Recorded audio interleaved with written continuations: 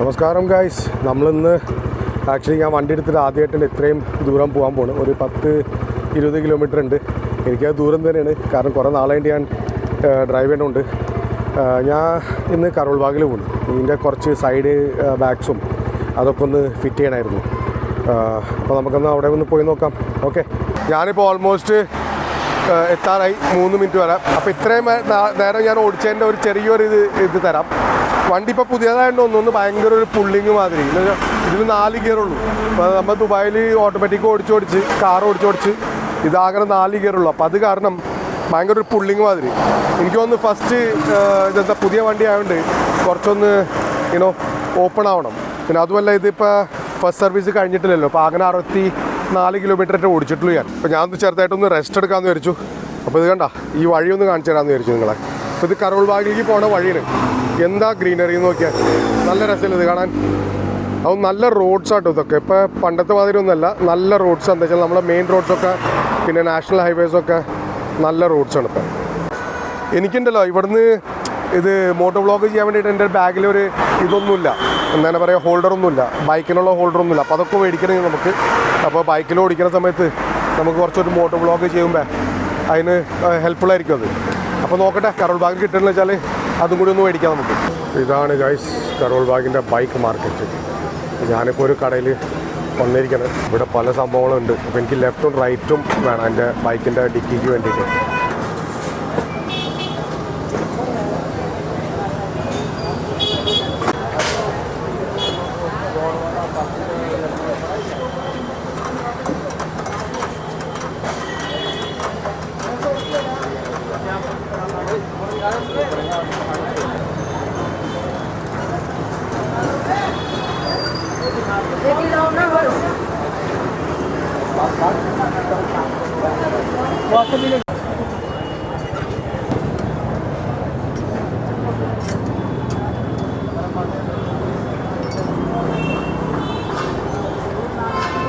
ഇവിടെ ഉണ്ടല്ലോ, ഇത് ഭയങ്കര വലിയ മാർക്കറ്റാണ്. ഇത് ബൈക്കിന് വേണ്ടി മാത്രം, ബൈക്കും സ്കൂട്ടറിൻ്റെയും വലിയ മാർക്കറ്റാണ്. ഇതിപ്പോൾ ഒരു ഗലി ഉണ്ടോ, ഒരു ഗലി ഏരിയയാണ്.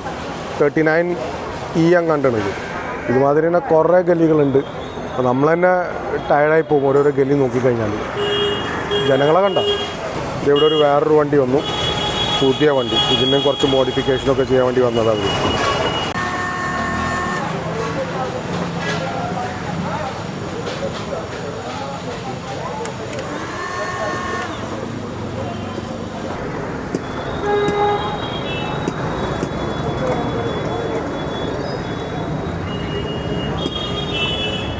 ഫൈനലി നമ്മളിത് റൈറ്റ് സൈഡിലും പിന്നെ ലെഫ്റ്റ് സൈഡിലും വെച്ച് സാധനങ്ങൾ വയ്ക്കാനുള്ള ഇഷ്ടംപോലെ സ്ഥലമുണ്ട്.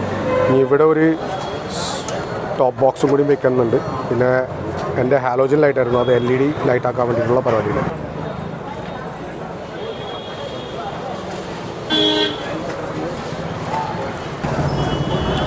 ഗൈസ് ഫൈനലി നമ്മളിത് ഈ ഒരു ബോക്സ് ഇവിടെയും വെച്ചു, പിന്നെ ഒരു ബോക്സ് ഇവിടെയും വെച്ചു. അപ്പോൾ ബേസിക്കലി നോക്കിക്കഴിഞ്ഞാൽ ഇതുമാതിരി ഇരിക്കും.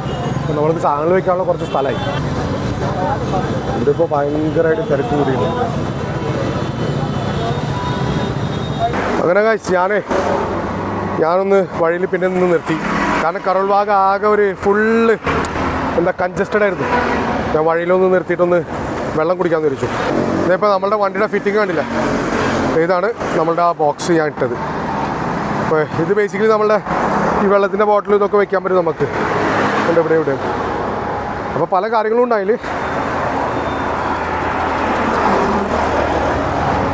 പിന്നീട് നല്ലൊരു ലുക്ക് ഉണ്ടല്ലോ ഇപ്പം. അപ്പോൾ ഇതേണ്ട, ഇതിലൊരു നല്ലോണം ഒരു വലിയ ബോട്ടിൽ വെള്ളം വരും. പിന്നെ നമുക്ക് ആവശ്യമുള്ള എന്തെങ്കിലും എൻ്റെ ക്യാമറയുടെ സാധനങ്ങളോ ഇതൊക്കെ ഉണ്ടെന്ന് വെച്ചാൽ അതും വയ്ക്കാം. ഇത് കരോൾ ബാഗിൽ നിന്ന് വരുന്ന വഴിക്ക് ഞാൻ അവിടെ ഒരു ഇത് കണ്ടു. അപ്പോൾ അവിടെ ഒന്ന് കുറച്ചൊന്ന് റെസ്റ്റ് ചെയ്യാൻ വേണ്ടിയിട്ട്. ഗൈസ് അങ്ങനെ ഞാൻ കരോൾ ബാഗ് പോയി തിരിച്ചെത്തി. ഒരു 48-50 കിലോമീറ്റർ ഞാൻ ഓടിച്ചു. ആക്ച്വലി ഞാൻ വിചാരിച്ച 60 kilometre. Actually almost 48 kilometres cover ചെയ്തു ഞാനിന്ന്, ഓൾമോസ്റ്റ് 50. ഇതിപ്പോൾ ഞാൻ കുറേ നാളായിട്ട് ഓടിക്കണോണ്ട് ചെറുതായിട്ടൊന്ന് ടയറിംഗ് ആയിട്ട് തോന്നുന്നുണ്ടായിരുന്നു എനിക്ക്. But it's okay. I think eventually I will get over it. നമുക്ക് കുറച്ചൊന്ന് ലോങ് ട്രിപ്സൊക്കെ ഒന്ന് ചെയ്യണം. അപ്പോൾ അതാണ് നമ്മളുടെ വണ്ടി.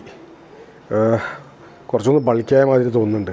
ഞാനിത് ബേസിക്കലി ഈ പ്ലാസ്റ്റിക്കിൻ്റെ ബോക്സ് മേടിക്കാൻ കാരണം എന്ന് പറഞ്ഞാൽ ഇതിൻ്റെ വെയിറ്റും കുറവായിരിക്കും. മറ്റേത് അവരിൽ സ്റ്റീലും മറ്റവർക്ക് ഉണ്ടായിരുന്നു. പക്ഷെ അത് സ്റ്റീലിൻ്റെ എന്ന് പറഞ്ഞാൽ എന്ന് വെച്ചാൽ വെയിറ്റ് കൂടും, കുറച്ചും കൂടിയും ഭയങ്കരമായിട്ട് ബൾക്കാവും പിന്നെ വണ്ടി.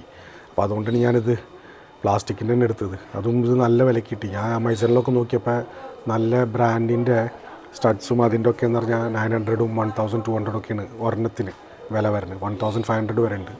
ഓഫ് കോഴ്സ് അത് ബ്രാൻഡായതുകൊണ്ട് നല്ല വില ഉണ്ടാവും. പക്ഷേ ഇത് എനിക്ക് കിട്ടിയത് യു വോണ്ട് ബിലീവ് ഇറ്റ്, ഒരു ബോക്സ് അവർ 350-400 എന്നാണ് പറഞ്ഞത്. പക്ഷെ എനിക്ക് 300-ന് അവർ തന്നു. ഫിറ്റിംഗ് ചാർജസ് അഡീഷണലാണ്. അത് 200-250 റുപ്യ അവർ ഫിറ്റിംഗ് ചാർജസ് എടുത്തു. അപ്പോൾ 600 റുപ്യ എനിക്ക് ആക്ച്വലി ബോക്സിനായി, ലെഫ്റ്റും റൈറ്റും. പിന്നെ പ്ലസ് ഫിറ്റിംഗ് ചാർജസ് 250 അത്ര ഉണ്ടായിരുന്നു. പിന്നെ ഞാൻ ഹാലോജൻ ഉണ്ടായിരുന്ന ലൈറ്റ് മാറ്റിയിട്ട് LED ആക്കി. അതെനിക്ക് 550 എന്നാണ് പറഞ്ഞത്. ഫിറ്റിങ് 100-150 റുപ്യ. അപ്പോൾ അതും കൂടി അത് കുറച്ചൊന്ന് കോംപ്ലിക്കേറ്റഡ്. കാരണം LED DC ഇല്ലാത്തതുകൊണ്ട് അവർക്കത് അതിൻ്റെ പാസ് ഡയറക്റ്റ് കൊടുക്കാൻ പറ്റിയില്ല. അതൊരു ചെറിയൊരു ഇതായിട്ട് തോന്നി എനിക്ക്. പക്ഷേ it's okay. I mean pass ചെയ്യാൻ അങ്ങനെ അധികം ഉപയോഗിക്കാറുമില്ല.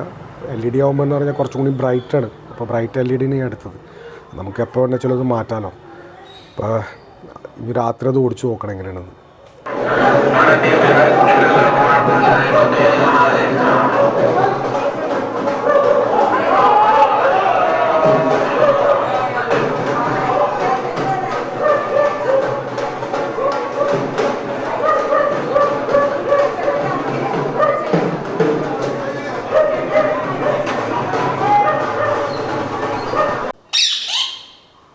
നമ്മുടെ ഇവിടെ ഒരു തത്ത, അവിടെ ഒരു പട്ടി, ആളുടെ പേര്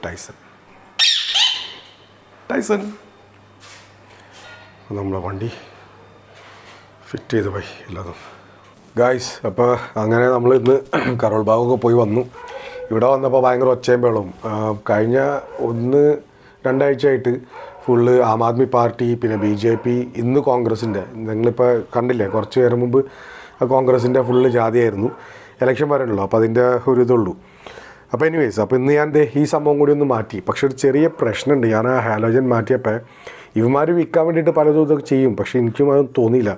കാരണം അതിൻ്റെ പാസ് എന്ന് പറഞ്ഞൊരു ഇതുണ്ട് ഓപ്ഷൻ. അതിൽ നമ്മളുടെ ഹെഡ് ലൈമ്പ് ഇതാണ് ആവശ്യമില്ല എന്നാലും. അപ്പോൾ അത് ബേസിക്കലി അങ്ങനെ വർക്ക് ചെയ്യുന്നത് അതിൻ്റെ ഹൈ ബീമിൽ മാത്രമേ ഉള്ളൂ. പക്ഷെ ഹൈ ബീമിൽ അത് ചെയ്യുമ്പോൾ എൻജിൻ്റെ ഇതുണ്ടല്ലോ എന്നാണ്ട് ഭയങ്കരമായിട്ട് ഇതാവുന്നു. എനിക്കൊന്ന് അവർക്കുമാർക്ക് കണക്ഷൻ അറിഞ്ഞുകൂടായിരുന്നു എങ്ങനെയാണെന്ന്. അപ്പോൾ അതൊരു ചെറിയ പിന്നെ DC കൊടുക്കണം, AC കൊടുക്കണം എന്നൊക്കെ പറയുന്നത്. ഞാൻ ഇലക്ട്രിക്കലിൻ്റെ ആളല്ല, അപ്പോൾ എനിക്ക് അതിനെ പറ്റിയിട്ട് അധികം അറിഞ്ഞുകൂടായിരുന്നു. അപ്പോൾ എനിവേസ് ഉണ്ടായിരുന്നത് വെച്ചിട്ട് ഞാനതിപ്പോൾ തൽക്കാലം ഫിറ്റ് ചെയ്തു. പക്ഷേ ഞാനിപ്പോൾ ഓടിച്ചു നോക്കി രാത്രി, നല്ല ലൈറ്റ് ഉണ്ട്, നല്ല വെളിച്ചുണ്ട്. അപ്പോൾ LED ബേസിക്കലി നല്ലതാണ്. പക്ഷേ അത് നല്ലൊരു ഇലക്ട്രീഷ്യനെ കൊണ്ടിട്ട് മോട്ടോർ ഇലക്ട്രീഷ്യനെ കൊണ്ട് അത് ശരിക്കും ചെയ്യിപ്പിക്കണം, എന്നാലേ പറ്റുള്ളൂ അത്.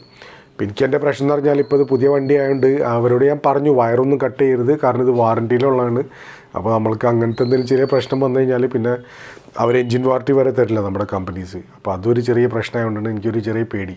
അവന്മാർ അങ്ങനെ എടുത്ത് അങ്ങനെ കട്ട് ചെയ്ത് അവർക്ക് ഫിറ്റ് ഇങ്ങനെ അവരിങ്ങനെ ചെയ്തുകൊണ്ടിരിക്കും. അപ്പോൾ എനിക്ക് ഓൾമോസ്റ്റ് 1-1.5 മണിക്കൂർ അവർ ആ ഹെഡ് ലാമ്പ് തന്നെ കളിച്ചു. ലാസ്റ്റിൽ ഞാൻ പറഞ്ഞാൽ വിട്ടുകള ഉള്ള വെച്ചിട്ട് നീ തന്നാൽ മതി. അങ്ങനെ അവർ ഇതൊക്കെ ചെയ്ത് തന്നു. പക്ഷേ ലാസ്റ്റിൽ അതന്നെ നമുക്ക് കിട്ടേണ്ട അടുത്ത് നമ്മൾക്കത് കിട്ടി, അത്രേ ഉള്ളൂ. എനിവേസ് നല്ല ലൈറ്റാണ്, കുഴപ്പമൊന്നുമില്ല. ഇപ്പം ഞാൻ ഇപ്പോൾ നോക്കുന്നതെന്ന് പറഞ്ഞാൽ ബേസിക്കലി എനിക്കിപ്പോൾ മോട്ടോ വ്ളോഗിങ് ചെയ്യുമ്പോൾ എൻ്റെ ഹെൽമെറ്റ് ഉണ്ടല്ലോ, ഹാഫ് ഹെൽമെറ്റാണ്. ഞാൻ കാണിച്ചു തരാം.